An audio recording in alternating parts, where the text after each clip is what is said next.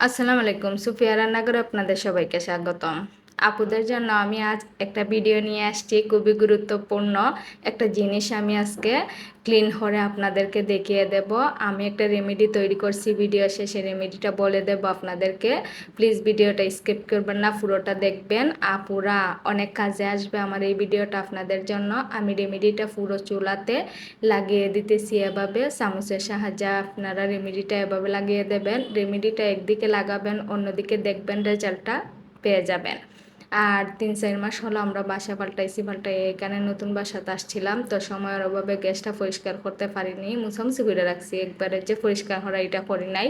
তো আমি যেহেতু আজ গ্যাসটা পরিষ্কার করব, তাই ভাবলাম আমি ভিডিওটা আপনাদের সাথে শেয়ার করে নিই। তাই আমি একটা ভিডিও আপনাদের সাথে শেয়ার করে নিলাম। দেখেন, আপনারা রেজাল্টটা দেখেন, এর নিজের চোখে রেজাল্ট দেখতে পারবেন। আবার প্রমাণ সহকারে আমি কিন্তু সব কিছু ডিটেলস আপনাদেরকে এই ভিডিওতে দিয়ে দেব। দেখেন কতটুকু ময়লা বাইর হইতেছে, আর আমি পরিষ্কার করে আপনাদেরকে দেখিয়ে দিতেছি।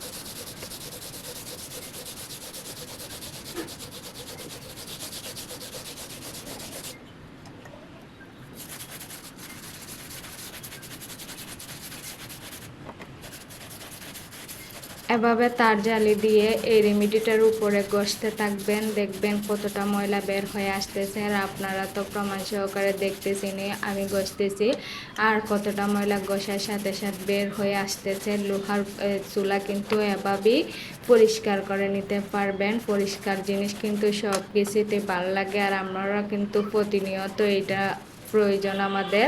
রান্না বান্না করি, তো এই চুলাটা যদি পরিষ্কার থাকে, ক্লিন থাকে, আমাদের কাছে রান্না বান্না করতেও ভালো লাগে। তো আমি এই ভিডিওটা ফুল দেখবেন, স্কিপ করবেন না। এই ভিডিওটা আপনাদের যদি কোনো উপকারে আসে তাহলে প্লিজ শেয়ার দিয়ে দেবেন। আর দেখেন কতটা ক্লিন হয়েছে। আগের চুলাটা দেখছেন আপনারা, আর এখন এই চুলাটা দেখেন কতটা ক্লিন হয়েছে। আমি কিন্তু দইয়ে আপনাদেরকে দেখিয়ে দিতেছি। আবার একটু মুছামুছি করে নিলাম। যতটা মুছবেন ততটাই কিন্তু ক্লিন হবে, আপনাদের মোছার উপরে কিন্তু নির্ভর করে। এই রেমেডিটা কিন্তু যে কোনো জিনিসে লাগাবেন, এটারে কিন্তু ময়লাটারে কিন্তু নরম করে ফেলবে। আর যতটা মুছামুছি করবেন ততটাই কিন্তু সুন্দর করে ক্লিন হবে। তো এভাবে আপনারা লোহার চুলাকে ক্লিন করে নিতে পারবেন খুবই সহজে, আর খুবই অল্প উপকরণ দিয়ে। এটাতে কিন্তু বেশি একটা খরচা হয় না, খুবই কম খরচে কিন্তু এই রেমেডিটা তৈরি করে নিতে পারবেন। আমি একটা চাকুর সাহায্যে অল্প অল্প একটু জায়গায় ময়লা জমে রয়েছে, তো এটা তার জালি দিয়া মুছা হবে না, তো আমি একটা চাকুর সাহায্যে এভাবে এটাকে তুলে নিতেছি।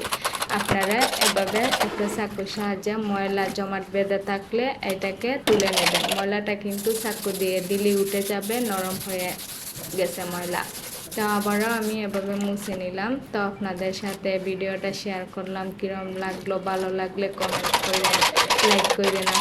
আপুদের জন্য কিন্তু আমি অনেক আরও ভালো ভালো ভিডিও নিয়ে আসবো সামনে। দেখেন এভাবে কিন্তু মুছে নেবেন। গ্যাসটা দেখেন, আপনারাই দেখেন কতটা কিন্তু ক্লিন হয়েছে। এভাবে একটু পরিষ্কার লোহার গ্যাস, অনেক দিনের পুরাতন গ্যাস যদি পরিষ্কার করে নিতে পারেন খুবই কম সময়ের মধ্যে, এটা কিন্তু আমাদের কাছে খুবই ভালো লাগে। ক্লিন জিনিসটা খুবই ভালো লাগে, সবার কাছে ভালো লাগে। পরিষ্কার থাকলে তো রান্নাবান্না করতেও ভালো লাগে। তো এভাবে আমি মুছামুছি করে নিতেছি। গ্যাসটা আমার অবশ্যই ঘষাঘষি শেষ হয়ে গেছে। ঘষাঘষি করতেও কিন্তু বেশি সময় লাগে না, খুবই কম সময়ের মধ্যে কিন্তু ঘষা দিলে কিন্তু ময়লা উঠে উঠে আসে। তো আমি রেমেডিটা ভিডিও শেষে আপনাদেরকে বলে দেব। প্লিজ ভিডিওটা ফুল দেখবেন আর আমাকে সাপোর্ট করবেন। আপনাদের সাপোর্টে আমি এত দূর এগিয়ে গেছি, আরও এগিয়ে যেতে চাই। দেখেন কতটা ক্লিন হয়েছে, আপনাদের কিন্তু প্রমাণ সহকারে আমি দেখিয়ে দিলাম। তো দেখেন কতটা ক্লিন।